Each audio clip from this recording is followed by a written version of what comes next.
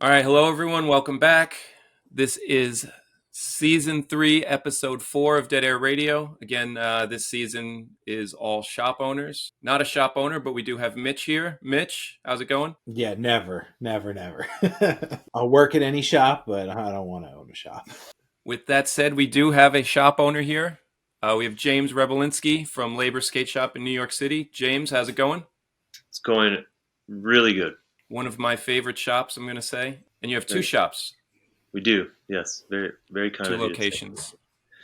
Yes, Awesome. one Manhattan, one Brooklyn. How did you get this idea to come to New York and open a shop? I guess we can just start with that. I mean, the idea to come to New York was sort of separate from the shop, but coming to New York was just something that I sort of viewed as like essential as a step in life as a skateboarder. I've thought then and I've thought for the last like over 20 years that it really is one of the best and one of the last cities in the United States that really has the type of street skating that I think like I really like and I like to see, and just the energy of the city and all of that just made it a place that I like.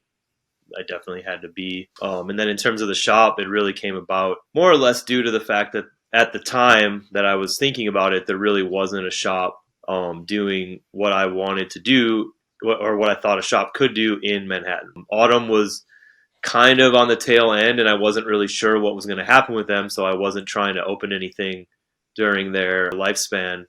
But unfortunately, when they did close, I sort of knew that it was time to try to give it a go. A little more than a year, I guess, after that, I opened up Labor. Right, because Autumn was done. So I remember there was Autumn, and then you'd have KCDC in Brooklyn at the time, I believe, Sure, right? Or were sure. they even Yeah. open then? KCDC, and like obviously massive respect to Amy and the crew there. The KCDC was there since 2001, and they're still there, and they've moved locations and done it for the longest time and done a really good job and everything like that. And it did just so happen that when right around the time we opened, they had to move out of their space on I know North 10th. I believe 11th, East 11th. it was North 10th, North 11th. Yeah. I know that I'm trying to remember which was the original with the ramp that was like kind of under the floor. But either way, the one that's in the space that Vice has now, that was the space they had to move out of. And then they were in the basement of Pilgrim Surf Shop temporarily. That was actually right around the time that we opened, before they got the space, right before they're in the one they're in now. But I mean, yeah, there were a few places, of course, DQM on 3rd Street, which was more of a sneaker boutique, kind of started carrying hard goods just to kind of fill the gap when Autumn closed. And of course, like Supreme, during that time actually had like a pretty sneakily good hard goods selection. They didn't have a ton of boards, but they had solid boards. You could get stuff there, like kind of in between.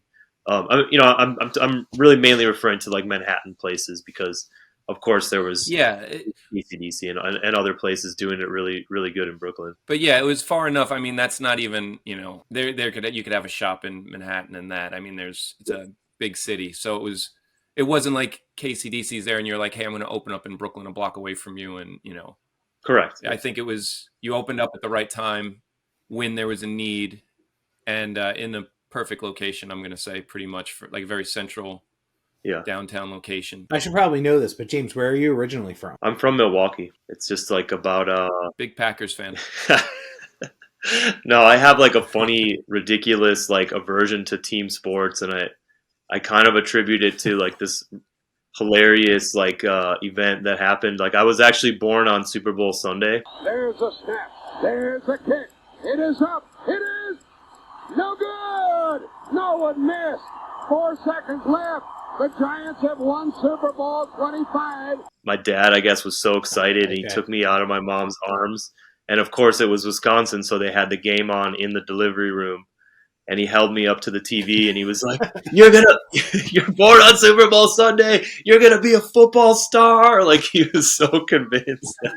and like to this day, and it's not even like I don't know why. I never liked football. So it's pretty funny that I was born on, of course, now the Super Bowl's on a different time of year. But when I was born, I was born on Super Bowl Sunday.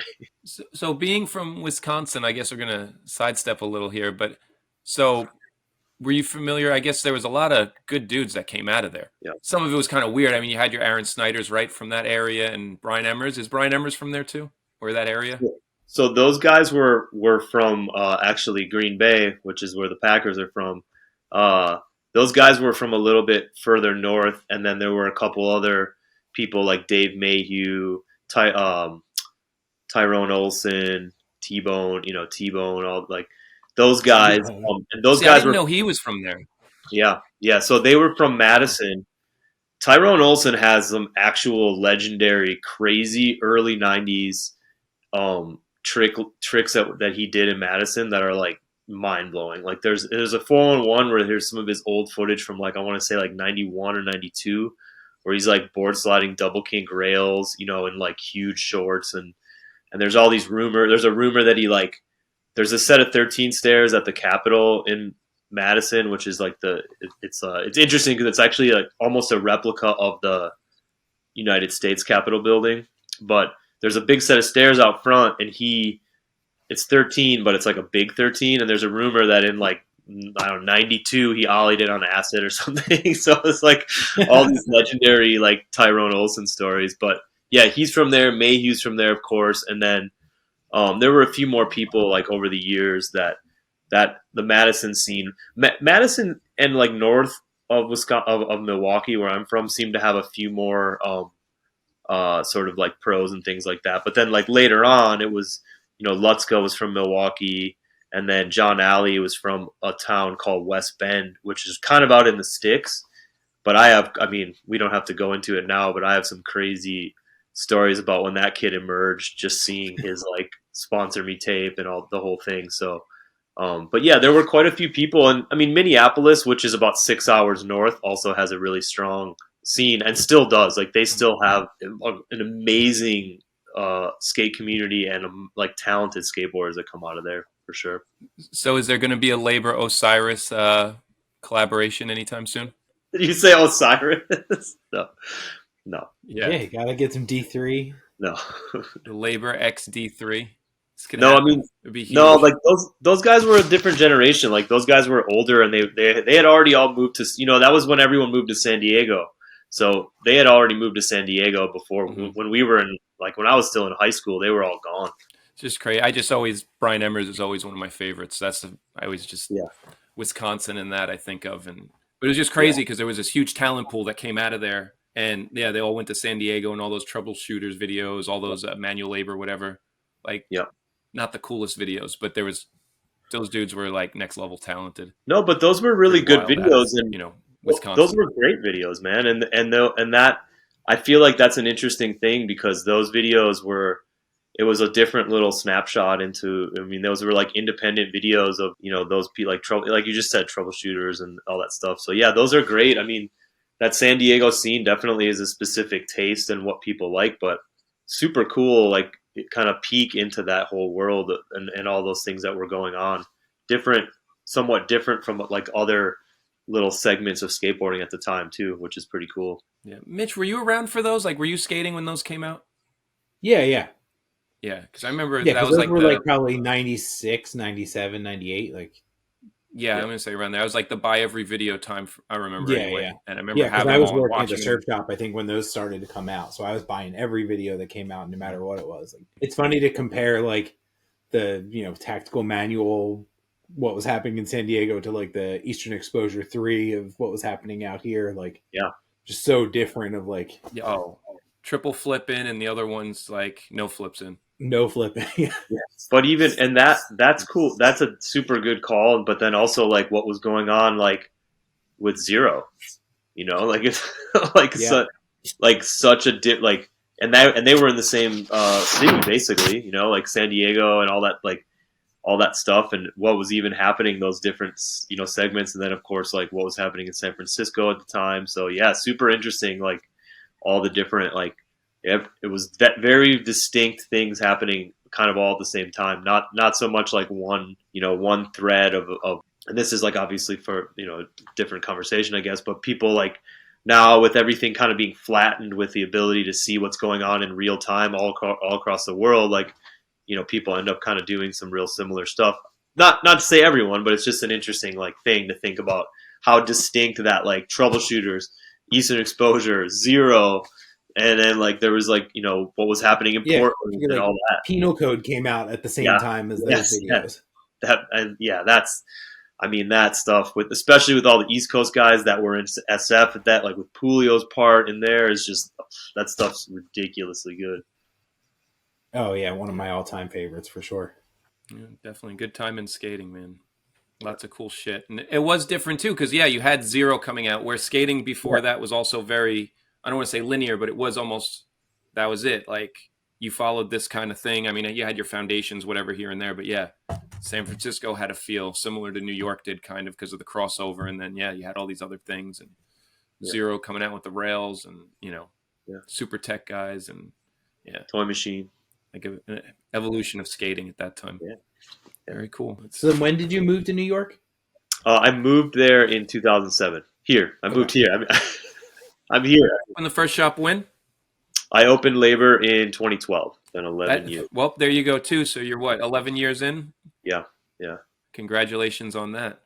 Thank you. Yeah, it's pretty mind blowing to see the time that's passed and just see. But it's I have to say it's one of the greatest things about it, and one of the most rewarding things for me is because I do spend time at at both the stores, and since we kind of renovated the Manhattan store and increased the size and did a bunch of stuff to it, I've been spending more time there. And I mean, every time I'm there, I see someone that's been coming in there like pretty much since day one or close to it, and it's definitely humbling, and it's also makes me feel really good because it's something that like we've created like connections through that store, whether I'm there or not, where people, I see the same faces, and some people, it's funny, like some people are like, you look exactly the same, like I see them, I'm like, you look exactly the same, and you're 10 years older, and some people are like, I've seen them since they were, let's say 6 or 7 years old, and now they're teenagers, or they were coming in when they were 10 and now they're 22, or whatever the case is, and it's pretty amazing.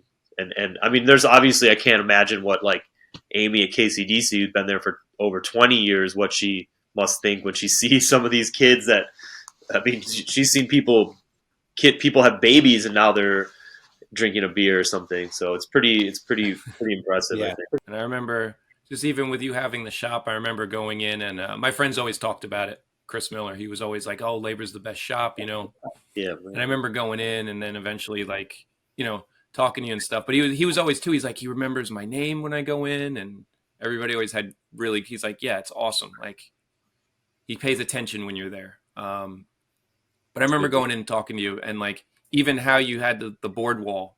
I remember you telling me like, I have to sell X amount of stuff. I'm in this small space. I have to have the boards this way. It's going to be the easiest for me to get.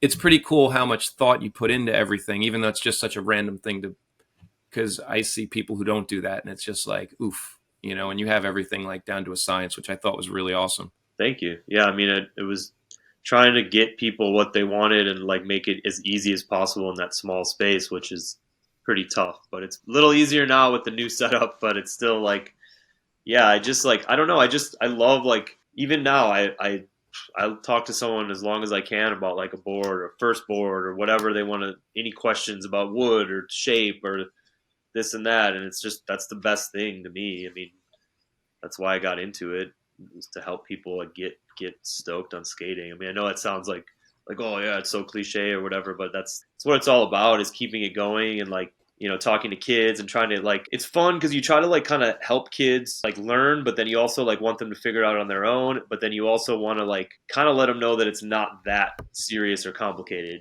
like it doesn't have like, you don't have to ride this exact shape to be you can experiment, so it's, Yeah, we say that a lot on here. Like, we all ride such different setups, but all like enjoy skating in the same ways. Everybody we talk to has like completely different setups than we do. It's interesting to like see. It doesn't matter as long as you figure out what works for you. I used to feel bad going in there because I'd be like, yeah, I want the flattest board in here, and I, whoever is working, and it's like, yeah, I need to see 15 different boards.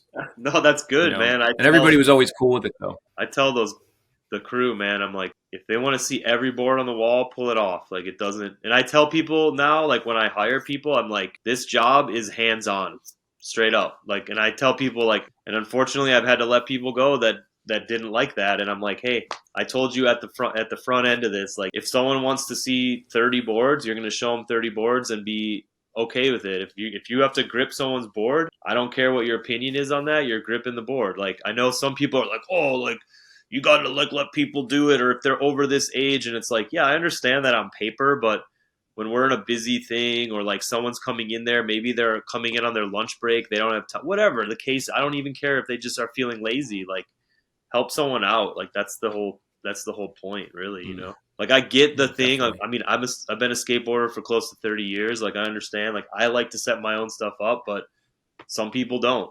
Who cares? Like, whatever, keep it moving. Yeah. And I definitely got that experience, like not being from New York and going in there as like a total outsider, not knowing people that work there. I got that vibe right away. Like, I expected to kind of get like cool guy at first because I just didn't know what the shop was going to be. And everybody that I talked to in there, like every time I've ever been to the shop, is super cool and like, you know, ask questions, like even like, oh, I don't know you, like where are you from, why are you here, kind of thing. I'm glad to hear that, because over the years we've had, you know, you can't always be on. So thank you. I'm glad to hear that. I guess this wants to bring me into another one too, but I've never had a bad experience. I've always had a good time. But you are in New York City, and you are in a heavy foot traffic area. Like, I've been in there, and some weirdos have gone in there, and I'm sure you've seen your cast of characters walk in there. Yeah. Any random ones, or any ones that stick out that were like, what the hell's this guy doing? Or yeah, I mean, look, there's just being over there, like, and it's funny. I almost don't know if the cast of characters was weirder or crazier, like in the early days or now. Sometimes it's like, because now, you know, that area is like the area, and there's like a lot of opinions about it and this, that, and the other. But I mean, yeah, as you said, there's a ton of characters. I mean, there's been some funny ones. There's been some like people you're just like, how did you get here? How did you find this place? Like, just because like they're not, I mean, they have no interest in what you're selling or whatever, and they're a little out there. And then right. And then we've had some, like, you know, there's like been rando like celebrities that walk in there, and I'm like, man, it's kind of funny and it's kind of cool, because you're just like, oh, this is a tiny ass space, and you just decide to come in here and browse around, you know. So like, I don't know, there's been, but I mean, like, do you want like a specific like character story or something? I don't know. Yeah, if you have one that stands out or something. I remember working at a shop I used to work at a shop in Bayshore, Long Island, called Special Sauce. And I remember we have the, if we're open at 11 and all the kids are at school, we had these two twin brothers that would come in, Vin and Jim. And the one guy had this white dude with dreadlocks, and he'd be like, I invented a hoverboard and I have the plans, and someone offered me $1 million for it in Florida, but I can't get there. And I'm like, how can you not get there then? And he'd always talk about it, and he never showed us the things. And this was like every day. And his brother would come in, and his brother had these issues with like, oh, my ex-girlfriend she called the cops on me, and I have a restraining order, and I can't get my tools, so now I can't. It was every day, and I'm just sitting there, I'm probably like 20, like, why am I here? And what the hell's going on? And then the guy one day brought in his plans, and it looked like he drew them on a napkin, like a drawing of like this hoverboard. He's like, these are the plans. Don't tell anybody. And I was like, oh my God. And then I'll be sure. Yeah, it was crazy. And the same guy, there'd be like a mom and her kid in the store. And he went up to one of the moms, and he's like, the neighbors killed all my pit bulls. Can you believe it? What would you do? And the mom's just sitting there like, and I'm like, dude, you got to go. Random weirdos like that, I guess, is what I'm. Yeah. I mean, it's funny. There's so many that it's hard to even think about him. But I mean, he's not a weirdo by any means, but the most probably like fixture lurker in the beginning was just Harry Jumanji, the OG New York legend. Like, he was awesome.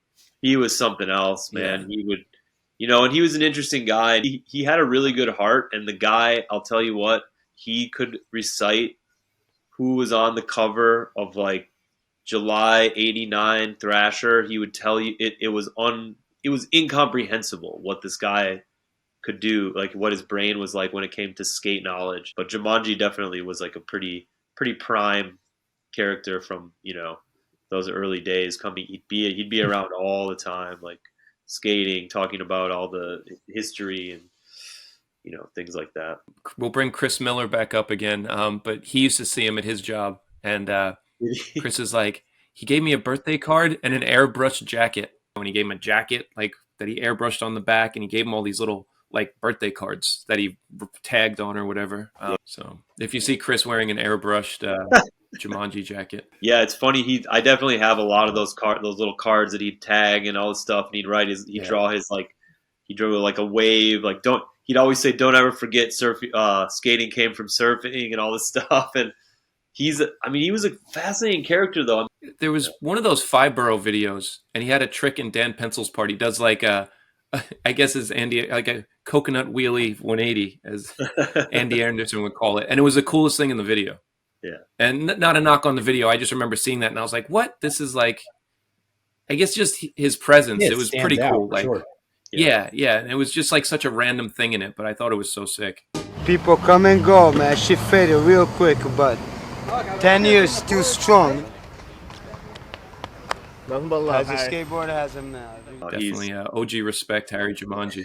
Yeah. We used to always have, there was a strip club like half a mile down the road from where I worked at G-Spot, and the dancers would come in like before the shift and like try and steal clothes out of the women's section. No way. It would just be like, it'd be so random. They'd be like trying to, just stuff in their shirts. And it was like, you're in here all the time. Like, we know what you're doing. Yeah. It's like, it's the sketchiest. Yeah. Was that Langhorne? So funny. Or Yeah, Langhorne, PA. Yeah, I worked there for like 7 or 8 years or something. Oh, awesome. That's a long time, Mitch. Yeah, that's a good. Something like that. Like 2000. Yeah. Yeah, I was a manager for a couple years, and then I had kids and had to get a real job. Unfortunately, it's like benefits. Here we are podcasting. Yeah. So yeah, I loved working at the shop. Yeah, or like meeting a kid that skates now. That's like, oh, you used to sell me boards. Yeah. Like, you were like 8 and now you're 30. Yeah. Yeah, that's so sick. I love it. It is crazy like that. So James, have you had kids that you had come in as younger kids and that they work for you now? Has that happened? Yeah. Milo Richardson, who I remember it clear as day because his dad is super tall. His parents are super cool. His mom and dad are just amazing people. They used to come in and buy him Christmas gifts all the time. And I remember him bringing him in, and his dad's like 6'6" or something, like size 15 foot, just like massive human, super nice dude, like really interesting backstory as I've gotten to know him. Like, he's done all these amazing things. Like, he's from the West Coast but lives here, blah blah blah. But they had this son Milo, and I never forget, he came into the shop and like there was like the countertop, and his dad's name is Charles, and he was standing there, and Milo was standing next to him, and he had his like hand on his head, and it was like barely up to the countertop, and now Milo's like 6'4" himself, and he rips, and he actually just he's in college now, and he goes to Princeton, super amazing. Like, he's just a great kid, great family. But he worked at the shop when he was like actually 17. He started working at the shop because I think he went to college a little early. And yeah, I mean, he worked there, and then that's kind of it. I mean, there've been a couple kids that came in that were interns and things like that. Like, we used to do internships through some of the area schools, but that ended up as much as my my heart says that I want to help the schools do that, my OCD of how I want things run like doesn't allow me to have the interns around too.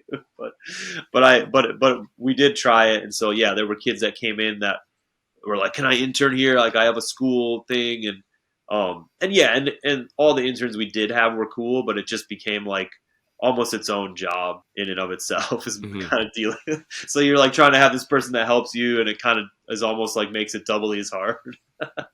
I guess as far as two kids coming up, like kids you've seen come up through and then, end up with sponsors in the industry or whatever. I'm sure there's a bunch of those. Yeah, I mean, the obvious one who, I mean, he definitely rode for Supreme really early, but I mean, Tyshawn and his crew used to come around just because they had skated in LES. Like, it's not like they were necessarily like, coming to the shops to buy anything, because those kids were sponsored and they were like 12, just ripping. But yeah, I mean, he was around. I saw him from like a tiny little kid, and then yeah, even like that whole kind of like seeing,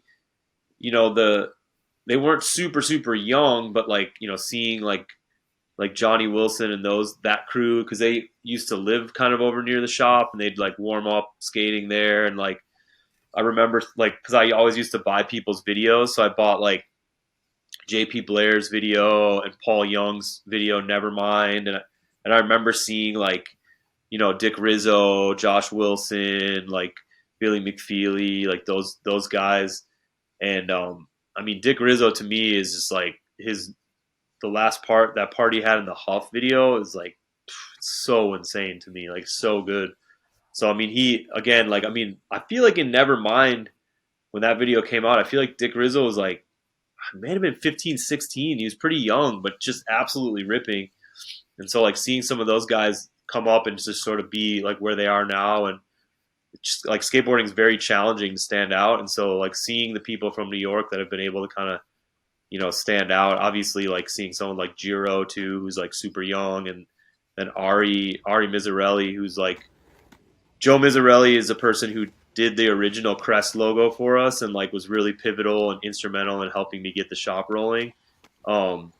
So big shout out to Joe Mizzarelli. But his son Ari, I mean, I have photos of him sitting on the steps of the shop with Ari in his arms as like pretty much a newborn, and there's still like like we had just gutted the space, and so seeing Ari come up as his little baby. And they used to live near the shop, so he would skate all the time in the street, and just seeing that kid's kind of path with skating and how he found it, and sort of like Joe kind of let him find it on his own, and just seeing what he's doing now is just pretty mind blowing and really kind of special to see all that stuff. And his whole little crew, all those kids rip, you know, all those young kids like just getting after it. That kid Ari, how old is he now? 10? Is he even 10, 11? Younger? So I'm trying to think, because the shop. So he's probably, I think he's gonna be 11 in December. I think. Yeah, crazy. Yeah, it's nuts. It's absolutely crazy. That's insane. Yeah, it's. I mean, cool. like I always really cool. I always tell this story, but like he was, because they used to live right down the street from the shop, and he was pushing down the street. I mean, down the sidewalk by himself when he was 18 months, like without falling. And the people, because at the time it would just be a lot of kind of older Chinese people that would walk up and down the street, and they would trip out because they're like, we're seeing this little boy like he looked, and honestly when he got off the board, he couldn't really eat. He could walk, but not super good.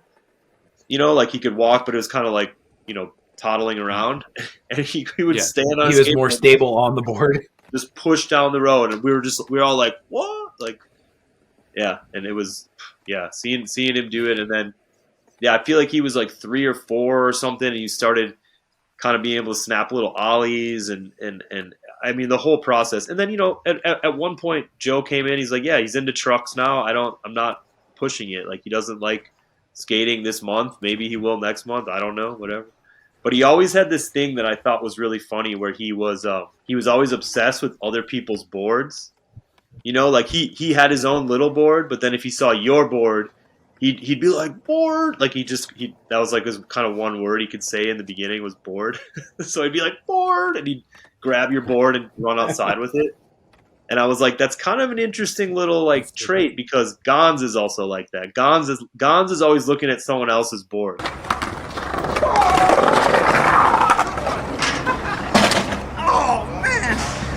Can't believe you ran into me. You okay? No! You ran into me! You ran into me! No, you don't watch where the hell you're going! You hit him first, and then you hit me! No, I didn't. Do you have insurance? I'm covered by Medi-Cal. Okay, good. Like, he's got his own board, but then he's like, what's your board? What kind of setup do you have? You know? So I'm like, interesting. That's really cool. Yeah. Okay, any good Gon stories? Because I'm sure he has plenty with him coming in. He seems like a unique individual.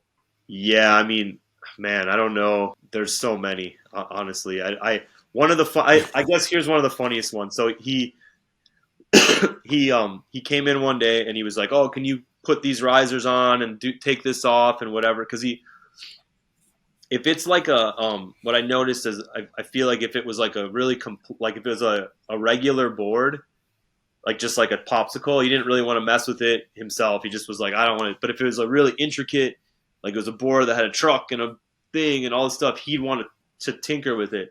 But he came in, just had a regular board, and he was like kind of doing 15 things. And he's like, do you mind throwing these risers on for me? I'm like, sure. And he's like, and it was, you know, a mellow day in the early days of the shop. And he's like, don't worry, I'll man the shop for now. So this guy, so I'm like, you know, the setup in the window, you know, where I have the workbench. So I'm working on his board. I'm like putting his risers on or whatever it was. Super simple. It's going to take a couple minutes. And this guy walks in and like just unprompted, Gonz is like, hey, welcome to the shop. The owner's busy, so I can help you out with whatever you need. And the guy's just like this. And he's just like can't speak, and he's like, well, "What do you need, man? Come on, like, well, I'm working. What do you need?" And he's just like, he like can't speak. He's like, pivot cup. Can I have a pivot cup? He's like, pivot grommet. Sure, no problem. He's like, but I don't know where they are, so you got to wait till the owner's done. Like, the guy, and he was like an Australian tourist, and I was just like, all right, hold on, and then I like put the last screw in. Got him the pivot cup, like whatever. And the guy just the whole time, the guy's just like, what is going on in this store right now? Because it was just me, him, me, the Australian tourist, and the Gonz. Like, just like, and that was it. And then I set up his board and he went. And a pivot cup.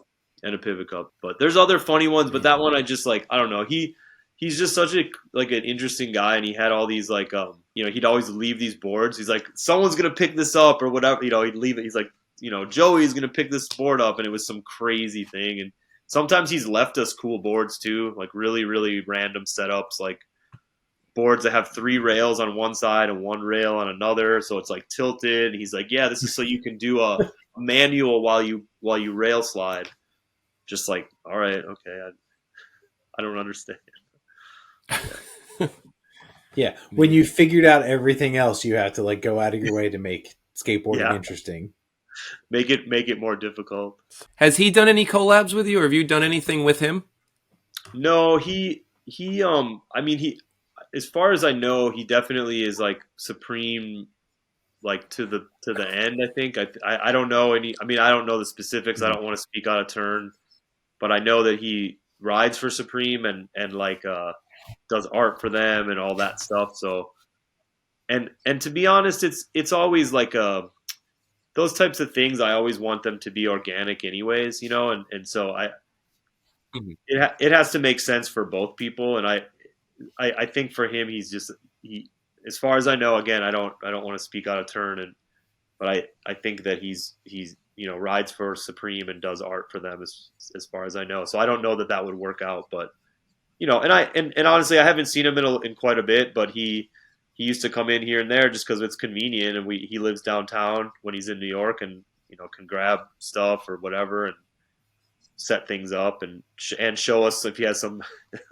some stuff. I mean, I have to say he was showing us prototypes when he was making those beamers, and that was pretty cool. Like I'm pretty like stoked to have seen that, and you know, because he had some like the raw wood ones and just getting the blanks and fine tuning those when he was trying to, like, before they came out for like, you know, when they actually mass produced them or made them for production, I should say. They're not like mass produced. But, yeah, you know, not even mass produced. Right.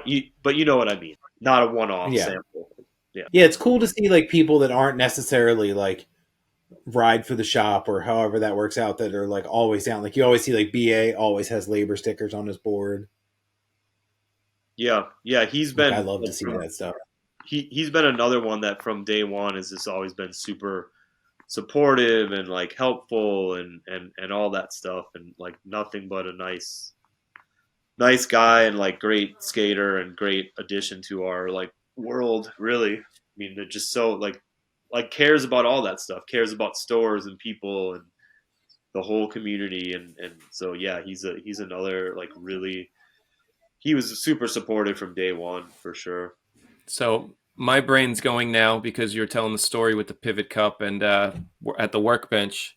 And I remember going in there, and one of the coolest things being in the shop is when the pros do come and they skate flat out front. Mark Suchu, who I'm not a fan of, but watching him skate flat, I was like, holy shit, like, this is amazing.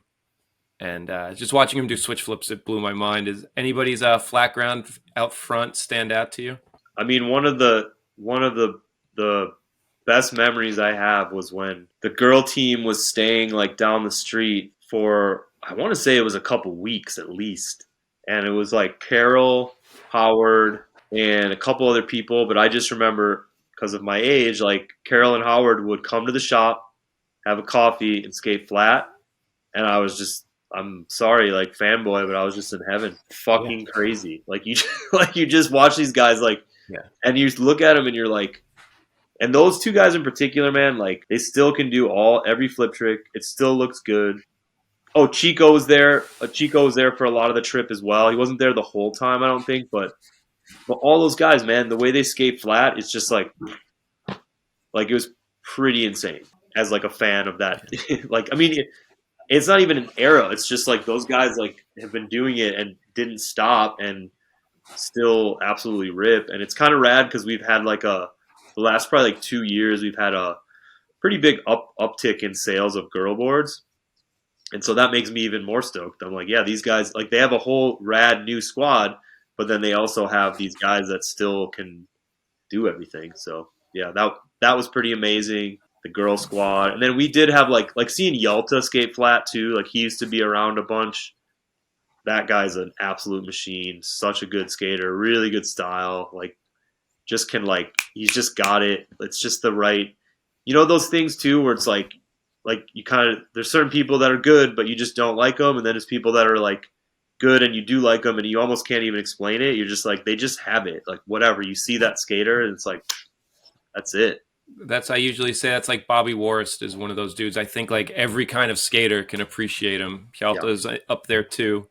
Definitely like they skate fast, they're tech, but they pop and they can do so. It's just, like you said, it's that total package of, I don't know. So sick. Yeah. Warist, Jake Johnson unreal skate, Warist too, skating flat, pretty insane. But yeah, you're right. He's like how could you not say like that dude skates fast? He can ollie stuff waist high. Like he can pop onto ledges that are waist high. Like come on, like there's nothing, Yeah. Yeah, like everything switch is solid. I used to love that, just going in there and watching people skate flat. I thought it was so cool. It's cool to have those moments too where you're coming from like, how did I start out in like Wisconsin or whatever, and now I'm skating with like these pros and like hanging out with these people. Like it's just such a weird thing of like, how did I get here? Yeah, sometimes I feel like with those moments, you're sort of a little bit like outside of like out of body experience, and I've always just been like, I always just try to kind of like treat everyone the same and, like yes, help them, but also be like present and like helping everyone. Because I want like, I want those guys to feel welcome, but then I also wanted to see like if a kid comes in that he or she's not getting overlooked, and if someone comes in that they aren't getting like ignored or they aren't getting not the same. So then all that stuff ties in and you're kind of sitting there like out of body, just exactly as you said, like you're watching this, you're like, whoa, I'm in here gripping a board and there's two kids over here and then Rick Howard's out there doing like this, just Chico's doing a nollie heel, like what? It's like it's pretty sick. Yeah, but yeah, a lot of that it just and then it comes back to like it's a lot of like reflection. You're like, oh, this is pretty good. So, do you have a favorite collab you guys worked on? You've done some cool ones. I know the Vans half cab one was one of my favorites.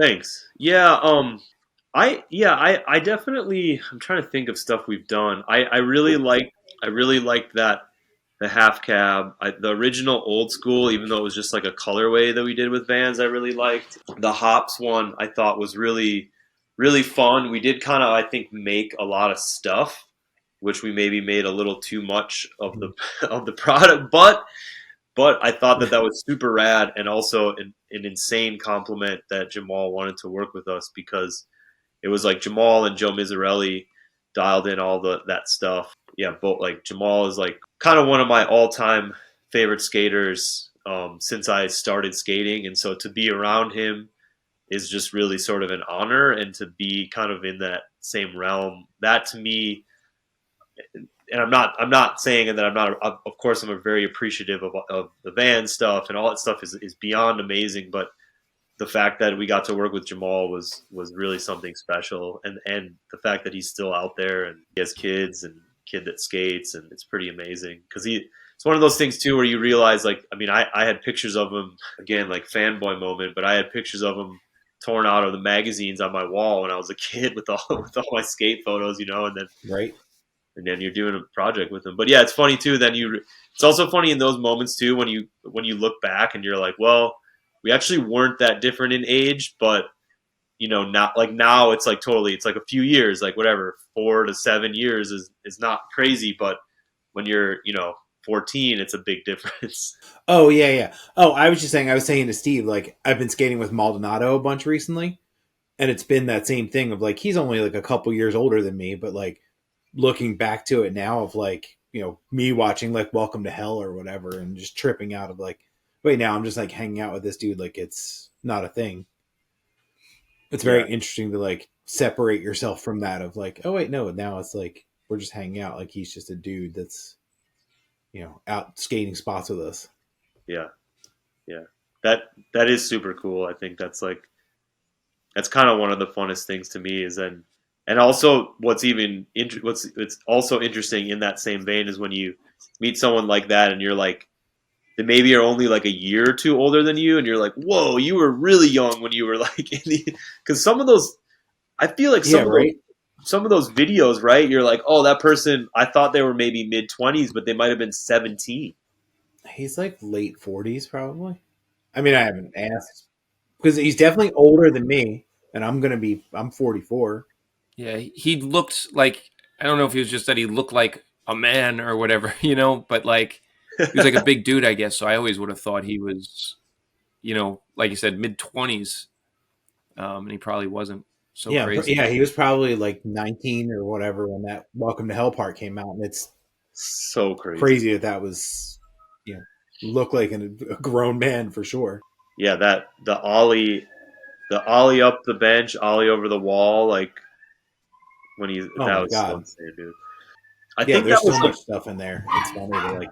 Wasn't that a First Division ad too, where they like had like the measurement? Do you remember that? Like it was like Yeah, I think we talked about that the other day because like Tom Karangalov was in Philly for something and like posted a picture of him at that spot. I was like, this is insane. Like, you know, this is literally almost 30 years. It's like 25. What, it came out in like 96, so almost 30 years ago. Yeah, and no one's touched that spot since. No, it's not. I saw it maybe. I don't. We went to Philly. I mean, this is a while ago. We went to Philly probably, I don't know, 10 years ago or something. But I remember looking. I mean, I remember looking at it in like '97 and being like, "What?" But I looked at it 10 years ago and I was just like, "No, like, what are you talking about?" Yeah, who eyed this up and thought like this is even possible? It was probably one of those things of like, well, the marble is really smooth, so I could probably get a good pop or something. Like, and not thinking that it's like chest high. Yeah, that's so sick. Yeah, it's cool. Yeah, going back to those collabs, I love the Venture one. Like just because the edit that went with it. Thank you. Yeah, I sorry, that one, I hate to say this, but that happened in like a kind of that whole time, like right before COVID, and like so much of that stuff mentally is sometimes it's hard for me to remember. But yeah, the Venture one was rad. That video I felt like came out super good. And those guys were really, really great. Like, I'm really grateful that they worked with us on that. And it was just like a nice, simple thing. And then we did like a Buttergoods one that I actually really liked too. That was pretty low key, but it made sense and it was cool. And, but yeah, thank you. The Venture. Yeah. Thanks for reminding me. And I'm not, no disrespect to anyone involved or at Venture, but that was like, that whole era kind of like was on the right before stuff got real crazy, and we opened the second store, and then we closed everything, and that whole thing. So yeah, I just remember it's funny. I watched it again today, and it's like one of those things where it was like, no, just all these guys ride Ventures, so it just makes sense to, you know, do something, which is really cool. And like that many people on the shop were, and like the logo fits. Like it's like I was just saying, like it's so fun. Like that logo is like almost made for something like that. Like it's fits perfect right there in the truck. Yeah.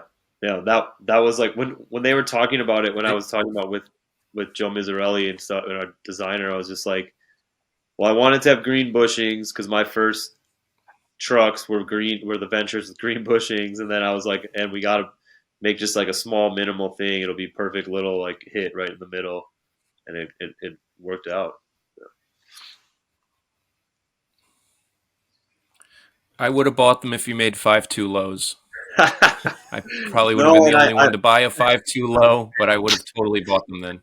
I would have loved to make a set for you, but the problem is we needed to do cases of each size, not, and I would still have the 5.2 lows if I made a case of them.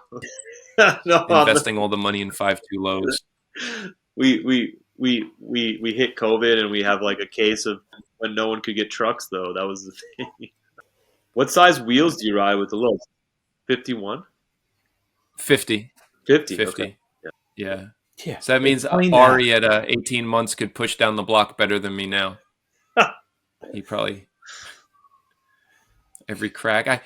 That's fun. I was in the city the other day, Wednesday. Dude Rob from A6 was like, hit up me and Tim at Bob's Shirt, and he's like, hey, you guys got to come down. I want to meet you guys, whatever. Tim's met him already, but I was like, all right. And I was pushing down the sidewalk and I fell. And I was just like, this sucks. Thank God I'm all the way in the back. Nobody saw that. But yeah, that was pretty bad. Yeah, unfunctional setup. That's life. So you got two shops. Not only one, you have two. What sparked the idea for the second one? Well, one of the things that would always happen at the canal shop is it would always be kind of hectic right when we opened with people trying to get set up for the day, especially on weekends. And, a lot of our customers lived in Brooklyn and live in Brooklyn. And so it was only kind of natural that I find a space that wasn't really in anyone else's backyard, so to speak. It wasn't super close to KCDC or, any of the other stuff going on in Brooklyn really.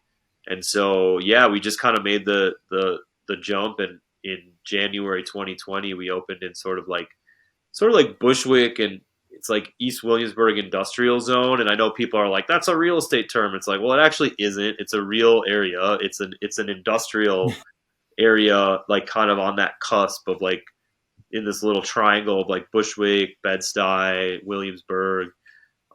So yeah, we're kind of over there. It's kind of off the beaten path, and it kind of the idea was that we just needed more space as well, and we needed a place to receive shipments that wouldn't be so hectic when we get like boxes of shoes in and we have to like play like quick Jenga and figure out where to put them. So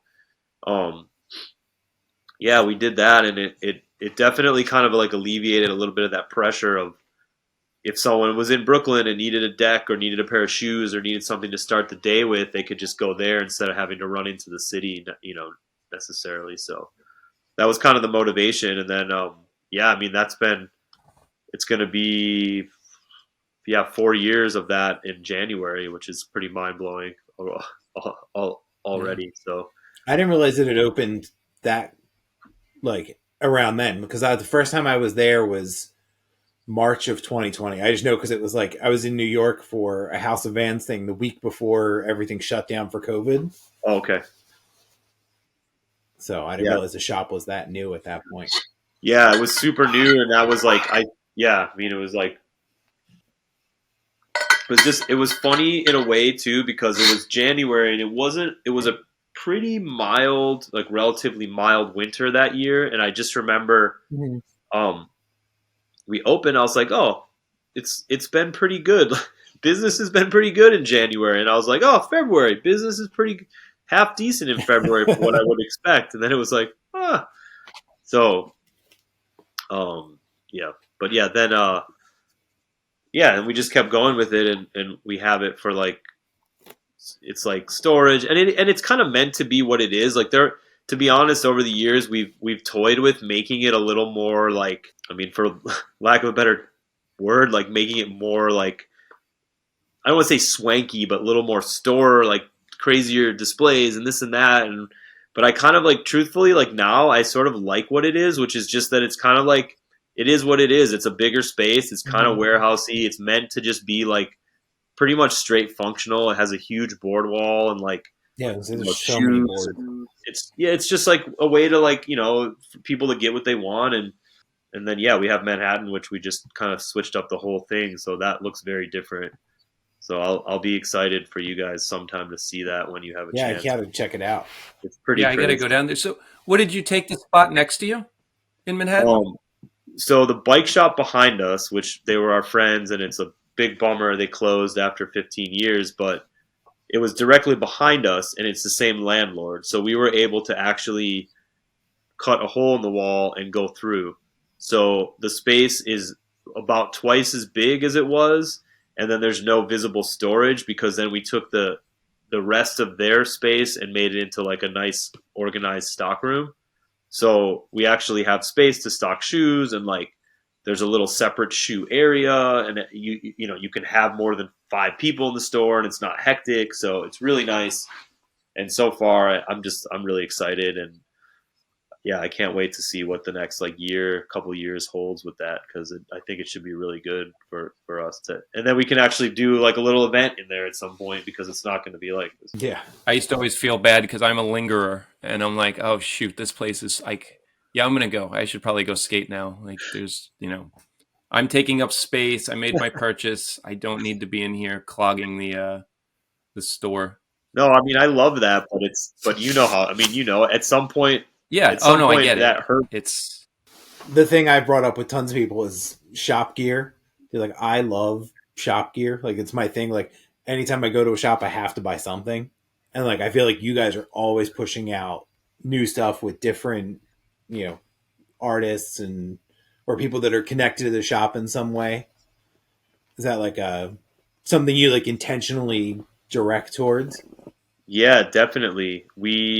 I mean, I just think it's super important to like have a little like snapshot of the store for people to get, because I'm the same way. Like, I love getting shop gear anywhere I go. If there's a store like a skate shop, it's like the best shit. And we always had a couple things, and like lately I've been trying to just do more and make it. And and that I do feel like for me, like, and I know this is kind of like in some people's eyes might be counterintuitive, but like it definitely is like our like shop and our brand and whatever, but I don't want to like overdo it in a way, where I'm just like doing too much stuff, but I also don't want to like, because there have been times like, because I remember, to be honest, like I always tried to buy an autumn shirt, and every single time I went there, they were sold out. And that's like good for them, but it would have been cool to have a shirt. So there's a fine line of like, like doing way too much and then not having enough. And I just like, and I want people to be able to come. And that's one of the things that I love, is that people come from, because we're in New York, people come from all over the world, and they're traveling, and skaters come. And I feel like people, especially people that are visiting, appreciate it. And which is the same way I do when I'm visiting somewhere. So yeah, I love doing that stuff. And I just, hope to just keep doing it and trying to do more interesting stuff and graphics and hats and different, experimenting a little bit with like pants and this and that, and yeah, that's been super fun for sure for me to branch out a little bit and make all that stuff. Super cool. Yeah, I love all like the different logo stuff, but sometimes like you just get that one like iconic logo from the start. And like I remember seeing that one just pop up, and you'd see it in everybody's clips, and it was like, oh, that guy's got a Labor hoodie on, or that's like, and then it's like, even when it first came out, I was like, what is that? Yeah. Like, I wasn't like always in New York, so I was like, what is? And then like right away I'm seeing like people I know wearing, like Neil's wearing it, or JD or whoever. I'm like, oh, what, so then I'm interested, and it's like it's very like recognizable in footage, which is cool. That's with that logo too. So you had a term for it before, just the standard logo. You called it something. What would you call? Yeah, the standard. It's not an octagon. I just call it the crest logo. Crest. Okay. Yeah. So was that like a first shot, or did that like evolve from something, or was that like, hey, I got this? Was it like Well, Joe Miserelli is the one who did it, and he's a very sort of like, when he and I were talking about the shop before it existed, he's a very methodical, and like he does design for a living, and he's done all like he's done design for tons of skateboard companies, tons of clothing companies, shoe companies, like all kinds of stuff. And I was kind of telling him inspirations and things of the shop, and then and kind of riffing off that and riffing off the name a little bit, and then coming up with all like he did it really, really like almost like I was a client, but we were friends, and he put together like a pitch and a board, and he had all the references and all this stuff and all different ways we could go. And yeah, it definitely wasn't just like, I have this idea, here it is. And I was like, I love it. It was like, we went through it kind of piece by piece and like slowly developed it. And I'm like, oh, I like this. Let's look at this. And you put all the different elements together of for the whole, like, that's kind of the process where you start somewhere with a bunch of different references and inspiration, pieces, logos. It could be like an old ad for something, or like a pair of pants even, or something that kind of inspired them, and then you tweak it a little bit and you add your own thing, and then we ended up with that in a couple different versions, and then yeah, it's just like stuck with it, and we've stuck with it, and it's been pretty. I think that's been pretty strong and solid for us. I love it. I think it's one of the best logos. It's really cool. Definitely, like when first hearing about the shop even, and you see the logo and it's like, oh, and they have an awesome logo. Like, and then I guess the last thing I have on my list is the best and worst things about owning a shop. It should be easier than it is, I think. But I mean, the best thing is kind of everything about being around skateboarding and getting people excited about skating and talking to people about skateboarding, like meeting new people, seeing how like skateboarding changes people, how people have grown up with the shop and with just skateboarding in general and in New York, and seeing all that stuff. And like it's really kind of rewarding and satisfying to see people like still skating over a period of time, or even just still coming into the shop and like making it a point to stop by. And yeah, I think just being around people and like being around like a community of people that is incredibly diverse and like extremely interesting, and everyone's got all sorts of different things to teach you, which I think is a really important thing as I get older, is really just trying to keep your brain learning and keep, especially with meeting different people of all ages and people that come from all over the world, and just keep kind of learning and being open to new things. And with skateboarding, even though we all kind of like have our opinions and everything, there's a lot of different kind of like views and opinions that come through that I think is really great. And that's one of the best things about it. And worst things, I mean, I don't like to dwell on stuff, but I mean, I guess this is kind of a longer winded one, but I guess to me, one of the worst things, and this isn't like a worst, like I'm saying that this is like a terrible thing, but I guess what sort of is disappointing to me a little bit is just the way that I think that, and I kind of brought this up to you in a text, Steve, but like just the way that I think we're sort of losing. I think we're losing kind of like a lifer skater.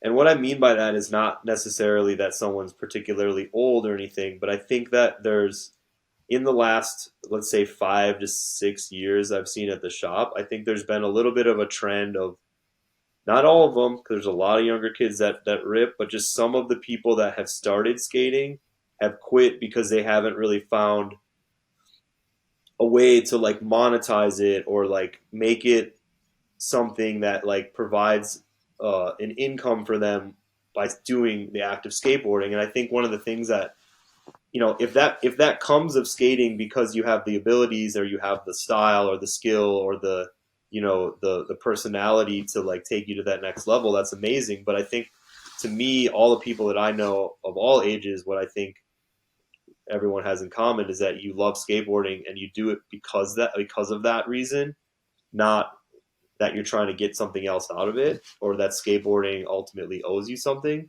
And I think that's one of the sort of more disappointing, worst things, is just seeing people that like do it and then get out of it quickly because they realize that in their opinion, it's not doing anything for them. And so I guess if you can't see what it inherently does, then that's kind of a, you know, a little bit of a bummer. But I mean, like, but yeah, I mean, other than that, I think it's mostly good, to be honest. I mean, there's obviously the stresses of any business, like but that's any business, that's any job, that's any day of the week. Like you're gonna have obstacles, but I mean, all in all, it's really been there's a lot of good there's a lot of good stuff there, and it's still, you know, even in the little downturns that I feel like we're having kind of now, even though everyone's talking about how big skating is and Olympics and everything, I just think it's like it's always kind of in flux, but it's still good.